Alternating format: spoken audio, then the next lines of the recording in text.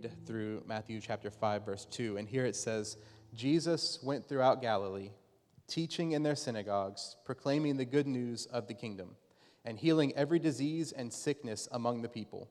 News about him spread all over Syria, and people brought to him all who were ill with various diseases, those suffering severe pain, the demon-possessed.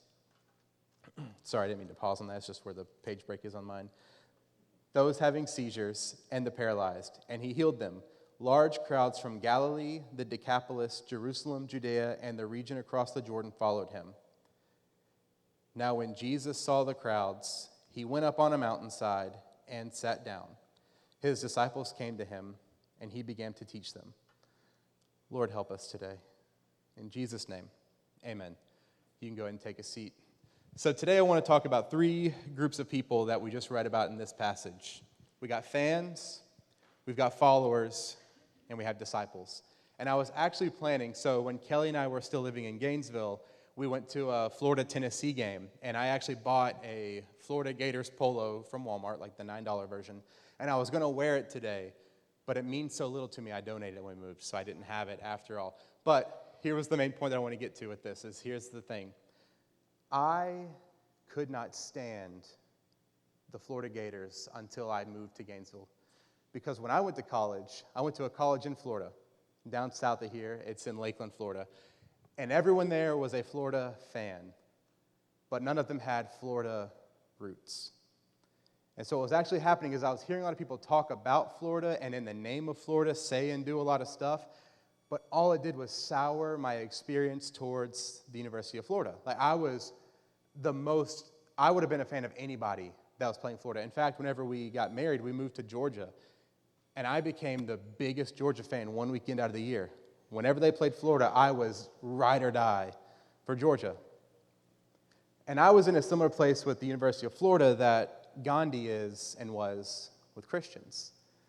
See, he has a very long, very pointed review, but here's just kind of the summary of what he says when it comes to Christians. He says, the Christians of the world, when brought into light in comparison with the words and the ways of their supposed Savior Jesus, not only don't live up to and embody the Sermon on the Mount, they have completely negated the Sermon on the Mount. Gandhi also, another time, a shorter phrase is, I like your Christ, I hate your Christians. See, Gandhi had a very similar experience that, if we're honest, some of us have had, which is things have happened in the name of God that were nowhere near the ways and the Word of God, but because those who claim to represent him represented him in such a way, it has soured the name of God in people's lives. We live in Jacksonville. You're going to be hard-pressed to find someone in Jacksonville that hasn't had a very difficult experience, either with church or with religion, from a family member, from a whatever experience.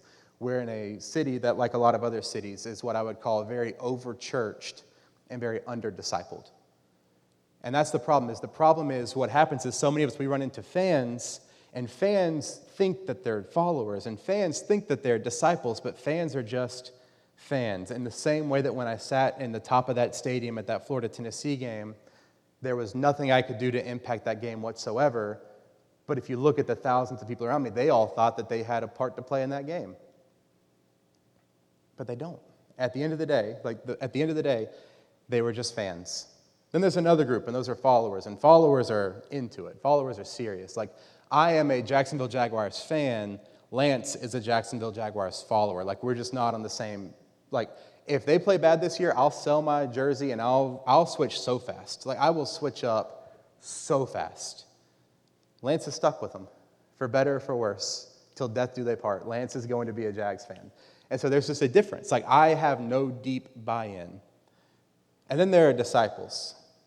And so today I want to talk about these three groups because these are the three groups that we see in this passage. And so I'm going to quickly walk through the first little part here. And it says that Jesus went throughout Galilee, teaching in their synagogues, proclaiming the good news of the kingdom, healing diseases and sicknesses among the people. News spread, and people brought to him all who were sick with all the various diseases and sicknesses and demons and seizures and paralyzed, and he healed them. Large crowds from Galilee, the Decapolis, Jerusalem, and Judea, and the region followed him. Another translation says he became very famous throughout these regions.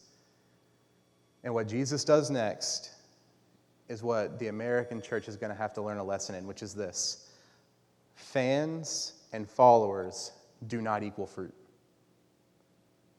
Right now, whenever I go to a conference for pastors, here's the first two questions every time. Oh, where are you guys at? How many people do you have? Bang, bang, every time. Why? Because in the American church psyche, people in the building is your fruit. If you've never looked behind you during a service, we don't measure on butts and seats. We measure in disciples being made.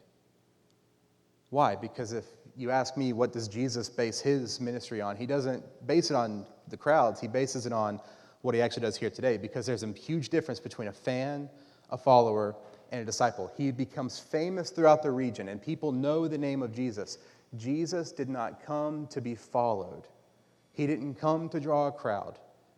Because we're going to slow walk through this one verse right here of what does Jesus do when he becomes famous and when people start following. And the first thing it says is when Jesus saw the crowds. I don't know how to say this the right way, but I'm just going to say it the way that I think is true, which is this.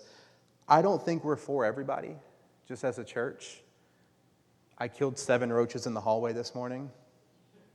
If you didn't know that before, I want you to be aware. That's the 3rd week in a row I've been out there curb stomping some roaches. Like, it is what it is. It's okay. I've gotten them all. I haven't missed yet. I've gotten very accurate. But we're not for everyone. Like, the kids haven't had a roach in kids. We're good. Don't worry, parents. We're good. There are no roaches in kids. They're just in the hallway. But anyway, we may not be for everyone. Like, we don't have all the bells and whistles because we give radical amounts away. Like, this is not a comfortable. I sit in those chairs sometimes. Like, they're not luxury lined seats. They're not lazy boys. Like, they're old and they're plastic and you feel it. But at the end of the day, we exist for one central reason, which is to help ordinary people become passionate followers of Jesus. If I was to give like an older term, we exist to help fans and followers become disciples. We exist to get everybody here. We want fans and we want followers, but we don't just want you. If you're in here and you would say, yeah, maybe I am a fan or a follower, I'm so glad you're here. And I'm going to be very clear. My goal is for you not to stay a fan or a follower. My prayer and my heart and the thing that I'm going to give my life to is that we become disciples. The problem is usually there's a sifting that happens, and here's what Jesus does. When Jesus saw the crowds, what does he do? When we see the crowds, what do? Easter Sunday was the biggest Sunday we've ever had as a church. On Easter Sunday, can I just be honest, there were some moments during worship when I'm looking at my notes and I'm like, and I'm sitting over there in the corner. Like, I went back there behind like the wall. I'm hiding in that little corner. There's nothing up there, but I'm just hiding up there because this is the most people we've ever had for a service, and it was the most first-time guests we'd ever had for a service, and I was like, do I need to change? Do I need to pivot? Is this too much? Is this like, and one of my big questions that I try to ask myself, because I was born and raised in this, is I get very churchy when I speak. Like, I just say stuff that, like, I've been in church since I was 2. So, like, I know the terms and the stuff, and some of you do as well. But sometimes without thinking, I'll just write a full sermon doing all the churchy stuff, and it's like, well, that's useless. Like, that's useless for people that don't have the 30 years of growing up in church that I have. And so I'm sitting there, and so I'm sitting there like, man. And what I had to ask myself this week is, would I change the message based on who walked in the room? Would you change the message that you give out based on who's in the room? Do you give a different message when you have to go home than you give with your friends? Do you give a different message around your church people than you do with your work people? Does the crowd change your word? What we see with Jesus is it doesn't. Because the next thing Jesus does is he goes up a mountainside. And so I have a breakdown here that we're going to walk through. The first thing is he sees the crowds. Notice he's not swayed by the crowds. When I see crowds, I can quickly get sucked into the crowd. Some of us, maybe some of you aren't and you're stronger than me, but like when I went to my first Jags game, I knew nothing about them except that we yelled Duval, and so I was just sucked in and I was just screaming and I was all a part of it. But the second the game was over and we had 2 of our main players get hurt and we left the game, I was quickly right back to, man, thank God I'm an Alabama fan. Like, it was quickly just like, oh, I have my real team. Like, my main team is still safe and secure. My side team, like, whatever happens to you, because I'm just a fan. But when I see the crowd, I can get in it with the crowd. But some of us, when we see the crowds, what happens to us? Because when Jesus sees the crowds, it does something different. He acknowledges that they're there, but a crowd was never his goal. See, fans or fame, in Jesus' eyes and in the kingdom that we're about to get into, fame does not equal fruit. Right now, we live in a world where the second you get a little bit of fame, you better capitalize. You need to get a podcast going, a t-shirt brand. Like, you've got to capitalize. Why? Because fame is the currency of the world we live in. Fame is, like, if you want to get from where you are to a different way of living, do something to go just viral enough to get just enough people that are interested in you to start your podcast and make a t-shirt, and that's going to be your way from now on. Why do we have people saying such outrageous things on the street interviews with just random people on Instagram now? Because we all want the fame. Because we know the fame is the way to take me from where I am to what we think is a better life. But when Jesus sees the crowds, what he knows is this: I'm not here for everyone.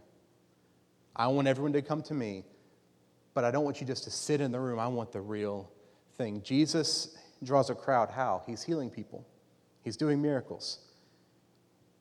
If we're here in town and all of a sudden somebody out by the beach is walking around and every time he walks by someone they get healed, I'm going to go watch.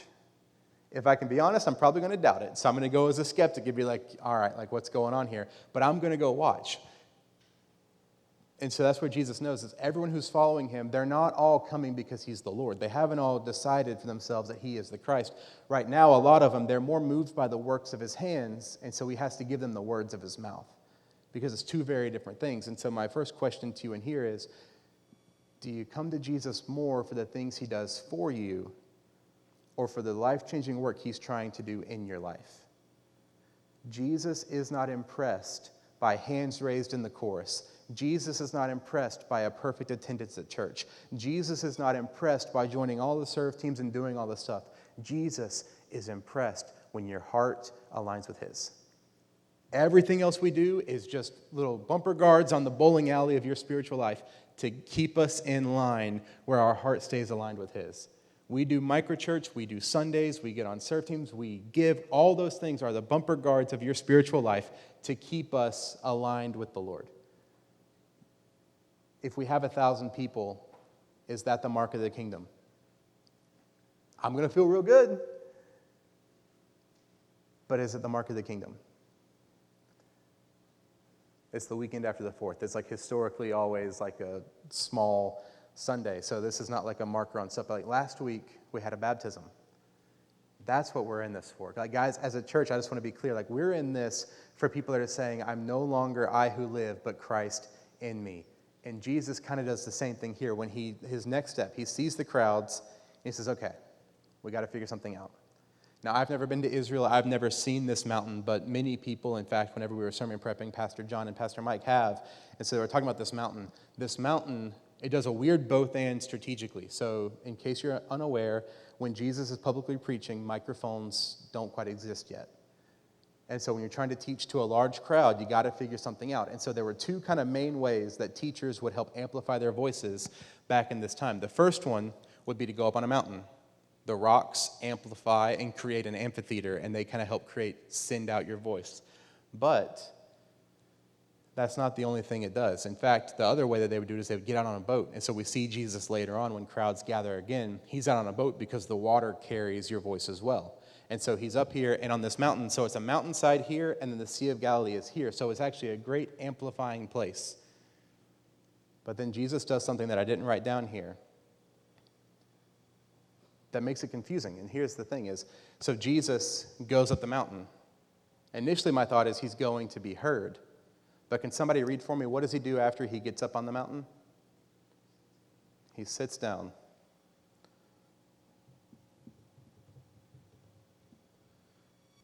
This means a couple different things. When a rabbi sits down, first off, the amplification of your voice diminishes greatly. Like when a rabbi or when anybody, when you sit down, it compresses your diaphragm, it like compresses on your lungs, like just the ability to carry your voice automatically stops. But then also when you have a crowd around you, even in a room this size, if I sat down and we were like all sitting on one section right there, it would be harder for people to hear me back there, because when you're down, your noise, like it doesn't cut through. Like the reason that we have a stage up here, when like the students that go to the school, when they do a play, most of them aren't mic'd up, because when you're doing like a drama, you're just shouting. They're up here and the seats are down here. Why? Because it helps their voices to carry over and actually make it to the back of the room. It's a strategic thing to cover. If a student sat right here during a play, giving a monologue, they wouldn't hear very far past where we sit. It wouldn't carry the same way. So Jesus isn't just going up the mountain to be heard. He is, but only for those that are willing to go up the mountain with him. See, Jesus is doing his first level of sifting, because when I'm a fan, I want Jesus to come to me and say what he's got to say. But I don't know if I'm really ready to give up my day to climb up this mountain to hear this guy keep going. Like, it's fun to watch the miracles, but I don't know if I'm willing to put in the cost. I don't know if I'm willing to watch another losing season for this supposed better future. Like, I don't know if I'm willing to put in the time. In fact, some of us were fans of relationships, and so when it comes to it gets a little difficult, we don't know if we're ready to climb the mountain for that relationship. For a lot of us, whenever it comes to this and going up the mountain, we're like, I thought grace was a free gift. It's free, but it's not cheap.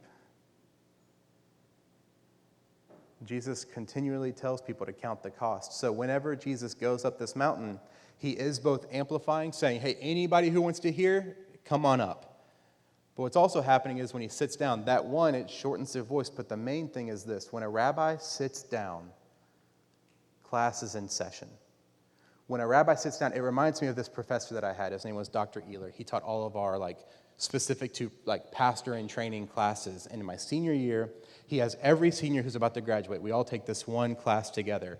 And one of the final days in the class, I'll never forget. And he would do this whenever he got really worked up in a sermon, or not in a sermon, in a lecture. He would get really worked up, and he would come around the back of the desk, and there was a table next to the desk, and he would sit on the front of the desk, and his legs would start kicking, because he was just the wrong height to be able to have his feet touch, and his legs would start kicking. And when that man sat down and his legs started kicking, it didn't matter what was going on. I locked in. Why? Because when a rabbi sits down, class is in session. And when Dr. Ehler sat down, he was about to give us pure gold. And I'll never forget the last time he did that. He sat down and he looks at us with tears in his eyes, and he goes, if you think you're in this for a career and not as a response because he's all you've got, I know you've spent 3.5 years here, but it is time to find a better way. He said that to a class of 65 students. Out of those 65, there are 5 of us still in full-time ministry. There is a sifting that takes place, and he knew it, and he was trying to save us from it and prepare us for it. And I've wrapped my life around those words that he said of if you're just doing this as a job, find another one. And he said, this is going to cost you everything. And so if you're just here for a paycheck, there's better paychecks everywhere else. Don't do it for a paycheck. If you're just here for people to hear your voice, there's people smarter than you. Don't do it for that. If you're going to do this, make sure that it is only because Jesus has called you and there's nowhere else to go. And I have remembered that to this day. And so now, in a similar vein, Jesus sits down. And when Jesus sits down, what's actually about to happen is he's going to give us the kingdom of heaven gold. So the Sermon on the Mount, the title would not have been the Sermon on the Mount. The title of the Sermon on the Mount is the way of the kingdom. Because right before this, whenever he's walking around preaching in verse 23, it says he went throughout proclaiming the good news of the kingdom. So if he was going to actually title the Sermon on the Mount is the good news of the new kingdom. The good news of the kingdom. So from this week until the end of the year, all we are talking about is the good news of the kingdom. But what we have to understand is last week was all about Jesus being Lord and him being rabbi. And if he is a rabbi, what does that mean? This week, what I want to spend the rest of the time talking about is this. Because once he sits down, the disciples come to him. When a rabbi sits down, the disciples would memorize every word he said until he stood back up. A fan is impressed. A follower is intrigued. But when Jesus sits down, what is actually happening is his disciples are being initiated.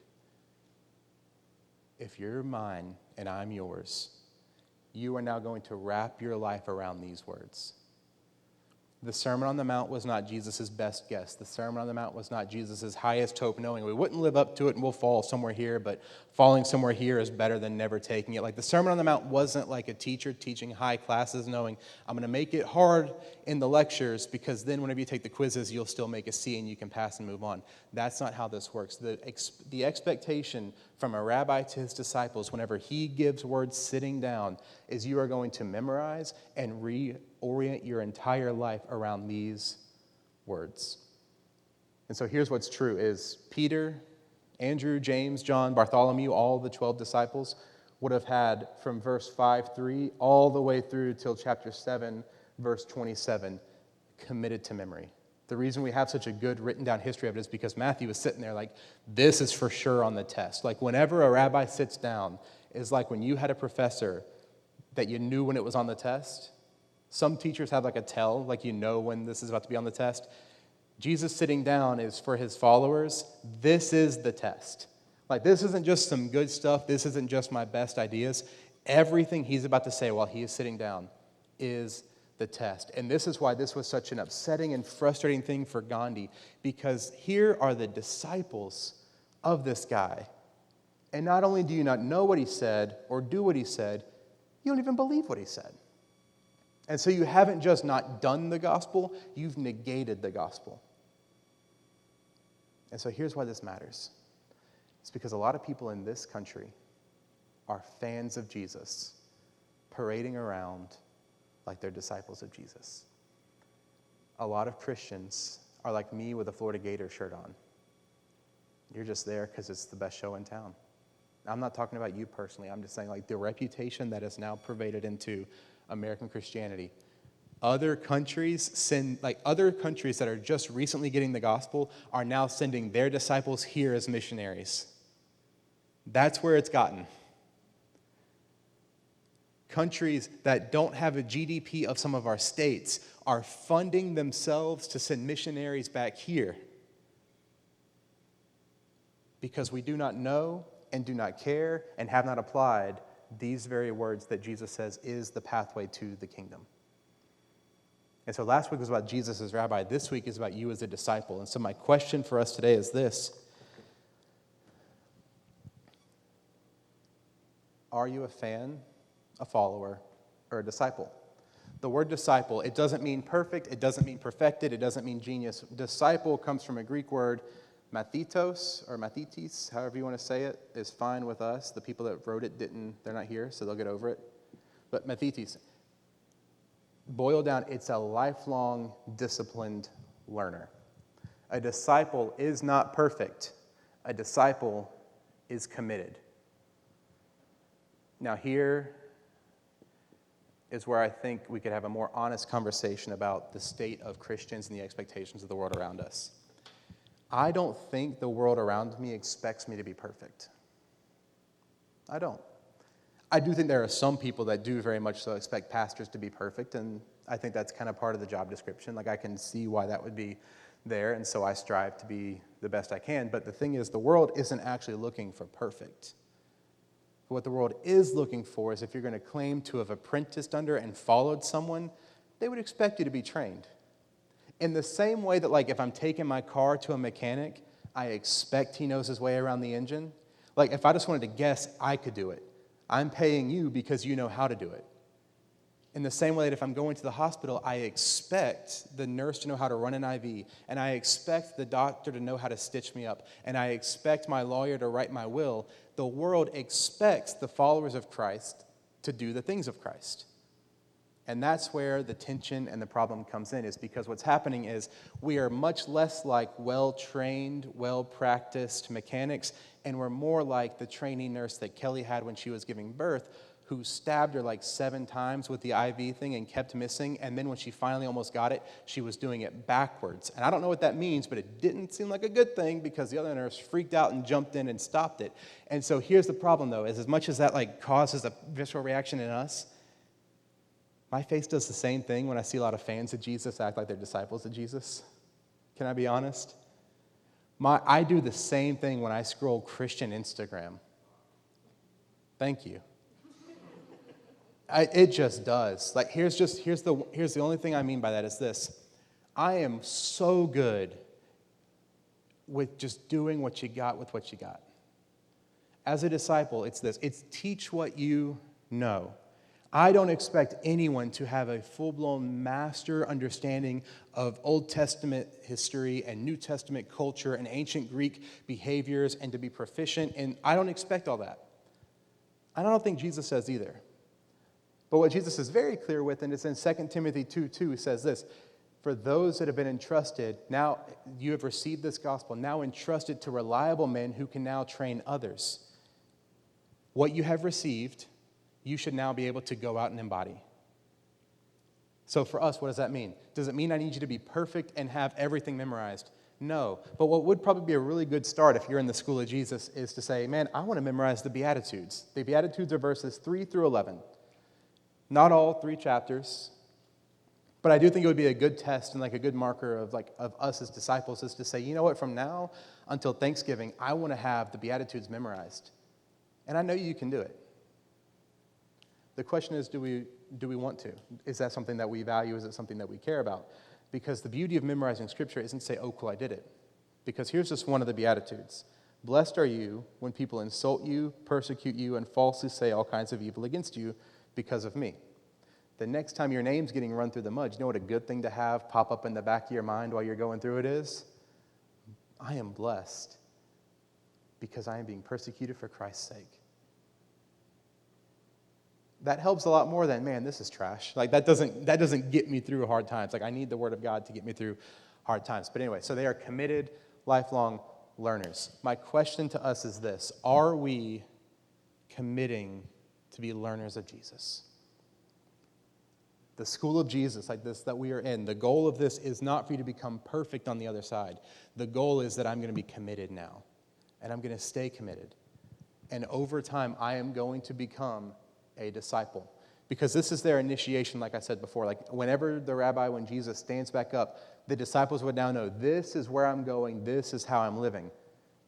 But if you haven't read the rest of the book before, they blow it time and time again. Discipleship doesn't begin when you get perfect. Discipleship begins today, and you walk with your rabbi for years as you become more like him. And so starting next week, we're going to get into the actual words of Jesus. But before then, what we have to do is we have to understand and appreciate what is happening. Because here, when he sits down, the second he sits, like the disciples were all a part of like the traveling group up the mountain. But when they see Jesus sit, John goes booking it. When they see Jesus sit, they take off. It would be like if you're in class, whenever like you had that one professor that had a really clear tell that they were about to tell you something on the test, like when the teacher opened their book, you closed your laptop because you weren't taking notes, and now you're going to actually take notes. Like that's more like what's happening right here is this is on the test. And so for you to know and for me to know, why are we spending the next 6 months on these 3 chapters?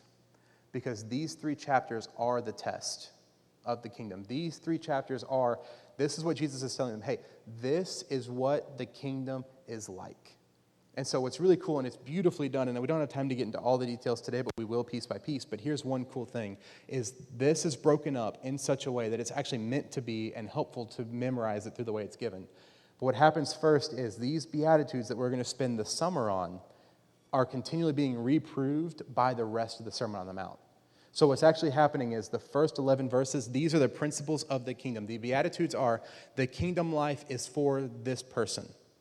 And then the rest of the Beatitudes are case studies of here's how you know this is true. Like whenever he says, for example, blessed are the pure in heart, for they will see God. Later on, whenever he's doing one on divorce, it says, anyone who divorces his wife must give her a certificate of divorce. But I tell you, anyone who divorces his wife except for sexual immorality makes her the victim of adultery, and anyone who marries a divorced woman commits adultery. He's entering into a long-term debate that has been going on, where what happened was the people started saying, so Moses gave the people a certificate of divorce, giving them an allowance for divorce. From when Moses gave them that until now, what had been happening was there were some that were teaching, you can divorce your wife for any reason, you just got to give her the certificate. And so there were some rabbis in town that you just went to, almost like a doctor who gave you a prescription back before marijuana got so legalized. Like, you just went to that doctor to get your prescription, you know what I mean? Like, there were some rabbis that were giving out divorce prescriptions.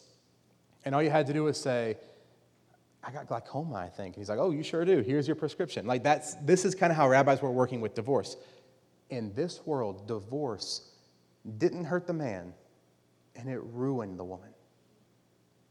In this era, divorce wasn't like we both go our separate ways. There was no alimony. When you got divorced, the man lived his life, kept his stuff, did his thing, and the woman had to go back home, if there was a home to go back to. But very often, whenever you have been married, now your family has no longer any obligation to you because you have now been committed to this man. And so what was often happening was these women were being left in limbo. And so what does Jesus do? Jesus says, your hard hearts are why we even had to start having divorces in the first place. Pure hearts desire the pure things of the Lord. If you have a pure heart, you can have a rough marriage and still stick it out. If you have a pure heart, you're going to work through this knowing that I and you have become one. And so I'm not going to take the easy way out of going and getting a drive-through divorce papers, and instead I'm going to commit to, am I embodying and living like Christ, and am I seeing you the way God sees you, which is as a fellow image bearer of God that I've made a lifelong vow to. And so when Jesus enters into this long debate, what he's telling them is there's more that he has to say, and he says more throughout the book of Matthew. But right now what he's telling them is this: the only reason that you have this is because you have hard hearts. And if you want to know the side that God is on the side of protecting the vulnerable and covering people and keeping the things he set up as pure. He later on in Matthew, I believe it's Matthew 19, does a much deeper dive into a more nuanced conversation on divorce. But right now he's just entering into their debate saying, hey, listen, you have heard it said you can just do whatever. I'm telling you that's not the way of this kingdom. He goes on a little bit later and he talks about eye for an eye. And he's like, you have heard it said, get your revenge. I'm telling you, turn the other cheek. And so what he's doing is he's going back to like a pure-hearted person. The pure in heart will see God. Why? Because a pure-hearted person is going to forgive and is going to allow the Lord to do what the Lord does, because their sole focus is not to get right against you. Their sole focus is to stay right with the Lord. And so that's what this Sermon on the Mount is. And so as we get into it from here on out, this is life-changing stuff. Like, in fact, at the very end of it, what happens is when Jesus had finished saying these things, the crowds were amazed at his teaching because he taught as one who had authority, not as their teachers of the law. And so this is kind of where I want us to think about these teachers of the law. The people of Israel and the people that were a part of Judaism, they had been listening to these rabbis that had no authority. Have you ever heard someone tell you a story that they weren't there for? That's kind of how the rabbis were talking about the law. Is like, so we were wherever doing such and such, and like they're just making it up as they go along. And Jesus is like, no, I've been there. I was there. There's a difference. And here's the difference that Jesus is trying to get to us, which is this. Jesus spoke different because he wasn't just a follower, he was the Son. You can live different when you stop just living for being a fan and you become a disciple. Discipleship solves every problem you are facing. Why? Because it reorients everything inside of you. It reorients the way your mind works. It reorients the way your heart works. It reorients your past, your hurts, your pains, and your future, because now it is no longer trying to seek fame or trying to seek fruit, and instead it's I'm trying to seek the words of Jesus, knowing that these are enough. So the question on the floor for us today is this, am I okay living a life of fandom? Or am I ready to go all in and become a disciple? I'm going to warn you before we get to the rest of these words. They're impossible. They're impossible. They're so hard. the call to righteousness that Jesus gives us. In fact, he even says this, and this is a couple weeks from now, but he says, "Do not think that I have come to abolish the law or the prophets," meaning the Old Testament. "I have not come to abolish them, but to fill them full. For truly I tell you, heaven and earth will pass away, and not the smallest letter, not the least of a stroke of a pen, will by any means disappear from the law until everything is accomplished. Anyone who sets aside even the least of these commands and teaches others accordingly will be called least in the kingdom. But whoever practices and teaches these commands will be called great in the kingdom. For I tell you that unless your righteousness surpasses that of the Pharisees and the teachers of the law, you will certainly not enter the kingdom of heaven." Pharisees were the 1% of strict living. And Jesus now tells everyone there, hey, unless you're more righteous than them, you're not getting in. Pharisees tithed 10% of the mint that they pulled out of their garden. Pharisees would chop 10% off of a meal and tithe 10% of a meal. Pharisees would fast for days on end. And whenever it was the time for prayer, they would pray for hours on end. They would do all this stuff. And what you're going to learn is that Jesus actually says, that production is not righteousness. There's a better way. I need you to leave here today knowing this. When Jesus sits down, he's about to give you a better way. It comes at a cost. It's difficult. But he also says that his yoke is easy and his burden is light. And that's a confusing combination. Something like when Jesus, the same guy says, unless you become more righteous than the Pharisees, also says, come to me if you're weary because my yoke is easy, my burden is light. What do we do with that? How on earth do we figure that out? And the answer is you become a disciple. Because I could give you the one-off answer of like, oh, well, this is how. But here's just the truth of the matter is you learn how he can be both when you've walked through both with him. You learn how Jesus can both say your righteousness has to exceed the Pharisees and come to me when you're weary, when you've been weary and you've watched his goodness, and when you've been faithful and you've watched him guide you and form you and mold you and make you into a person you never thought you could be. There is a level of righteousness that you can live that right now you can't. Let's just call it what it is. There is a level of righteousness that God has put on you and in you that tomorrow you can't live. But if you give the Lord your life, and if you give him time, you will be amazed. In fact, Paul says it this way, the life I once lived, I no longer live, but Christ in me. There is a way with following Jesus. When he sits down and his disciples get there, he opens his mouth and he teaches them. Jesus is well aware that he has to teach you. He's well aware that he has to teach me. I think when we get into spiritual conversations, sometimes we put a burden on ourselves that God never put on us. I think what happens is we think, okay, I've got to figure it out and learn it all and do it all. And if I do that long enough, then Jesus will look down and say, that's my guy, come into my training methods. But we talked about it last week. I want to reiterate it one more time. Jesus was going through these towns, finding passed over people and calling them to become his disciples. Because in the kingdom, it is not about your pedigree, it's about your devotion. In the kingdom, it's not about where you come from, it's about who are you going to. We help ordinary people. Y'all, I'm ordinary. I would say I'm below ordinary, depending on the sport we're talking about or the thing we're talking about. Some of the people that you look up to the most in their spiritual life, they're ordinary.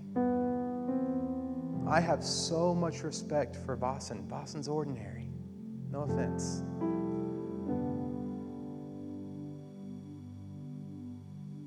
But when an ordinary person decides that they're going to passionately follow Jesus, there's a way of living that right now you don't see.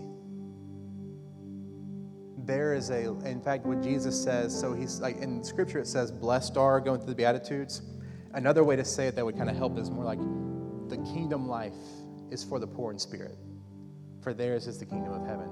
The kingdom life is for those who mourn, for they will be comforted. What he's telling you is this: hey, if you find yourself in a spot that the world has cast aside, the kingdom's for you. If you find yourself thinking about your lack and your inefficiencies and how far you are from there, but you want to be there, but you can't get there, the kingdom life is for you. And if you want to see peace on this earth and righteousness take place and justice roll down, what Jesus says is this: you can't do it right now alone. But that's what the kingdom is. The kingdom isn't just a place where righteousness exists. The kingdom is when I become righteous. The kingdom isn't just a place where justice is done. The kingdom is the place where you become just, and then you extend the justice of God through your life. The kingdom life is not one where I sit here and receive and consume like a fan. The kingdom life is where I get to go in and participate like a disciple. In the same way that nurse who got the IVs wrong so many times that one day has continued to be trained, and in a couple months we're going to find out, but I'm hoping she's great at it now. In the same way that a mechanic, like when I was 4 and my dad had me hold the flashlight when he was repairing our lawnmower, compared to now, I can repair the lawnmower myself.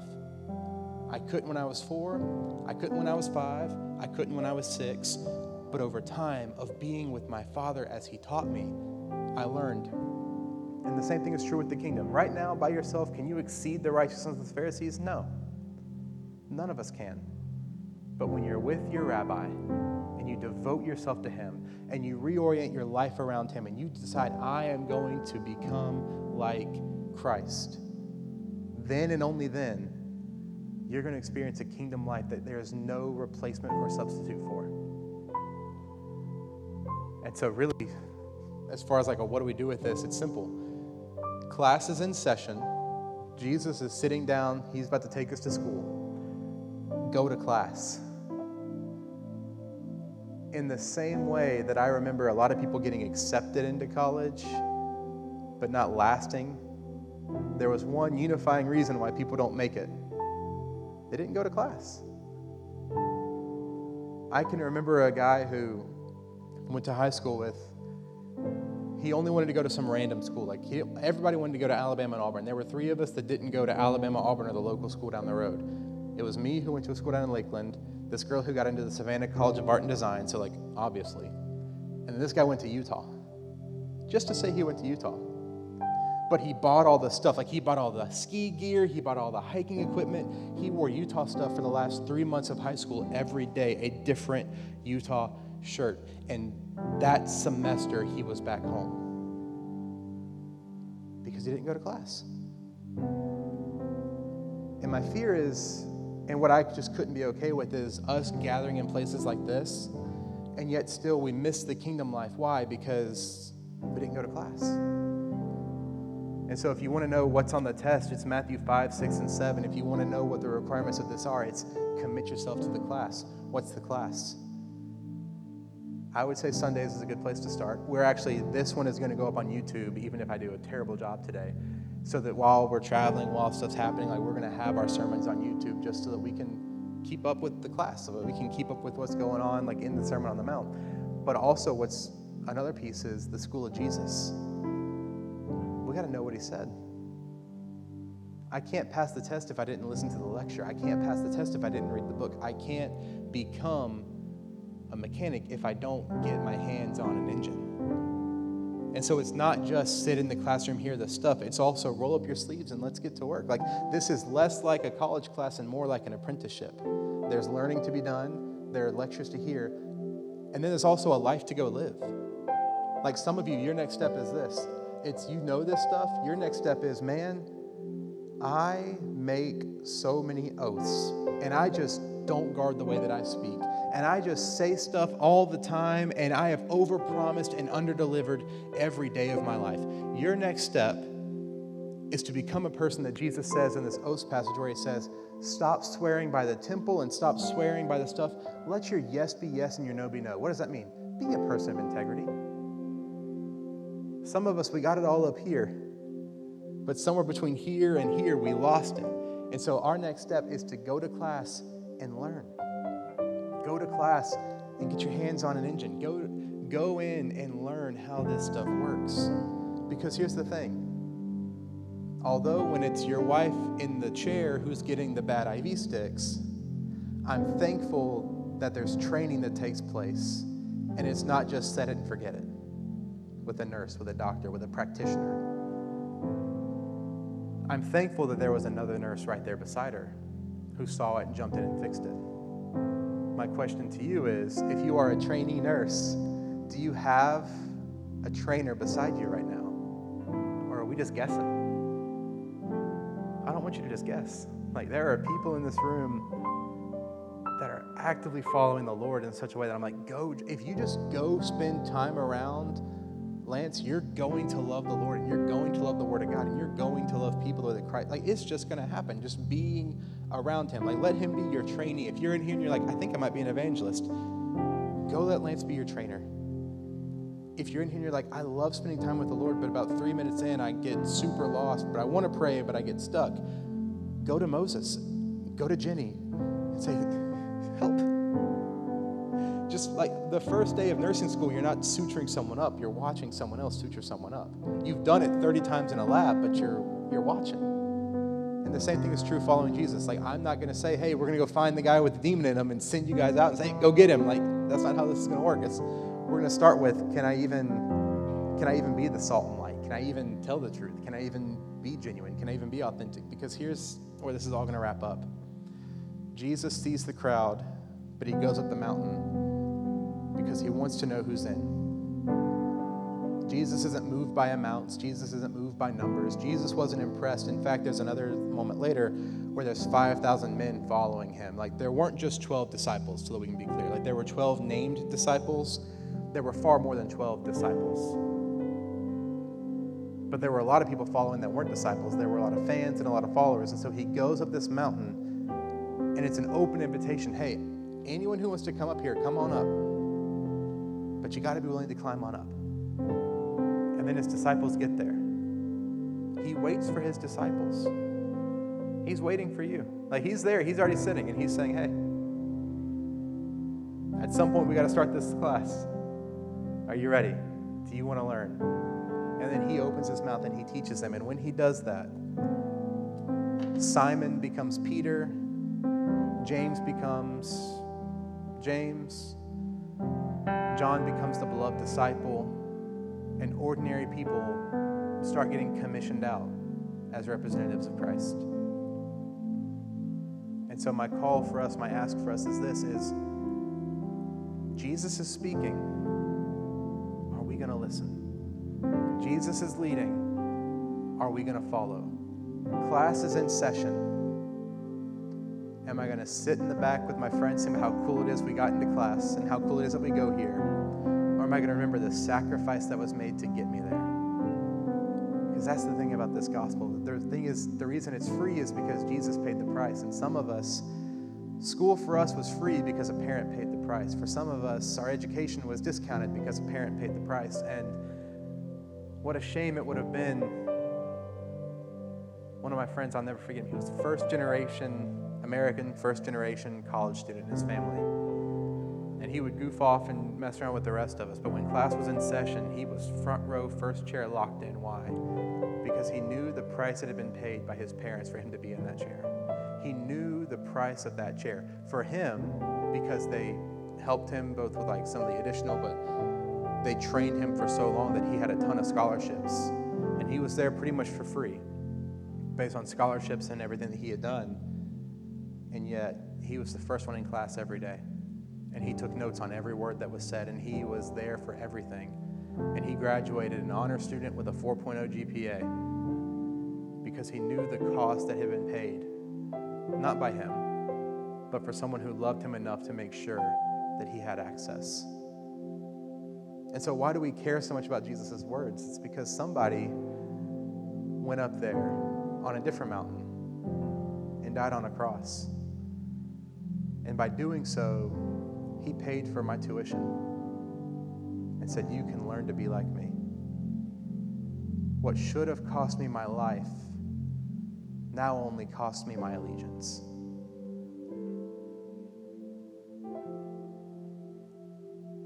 The price has been paid for you to be in class today. This is free, but it's not cheap. It's for you if you'll go to class. And so my encouragement to you today would be this, to commit to the class. And as I've been posting a few times on the church Instagram story, we're in the school of Jesus. And so one of our assigned reading is every chapter of the Gospels. We're going to try to read all the way through this year. So tomorrow will be Matthew chapter 8. If you're following through. If you're not there yet, feel free to catch up. They're short reads. The chapters aren't very long. You can catch up really quickly. But I would encourage you, read, if you've never read them before, if you've never continuously read Matthew, Mark, Luke, and John, and just got the Gospels before, that's worth its weight in the time spent. The 15 minutes a day it's going to take is going to pay dividends in your life. And so I would just encourage you, join us in on that. Besides that, I'm going to pray for us. And my ask is just that in the same way that the world is needing their nurses trained, the world needs disciples that have been trained by Jesus. Our city needs disciples that have been trained by Jesus. Our city is sick of fans of Jesus. It's been broken by fans of Jesus.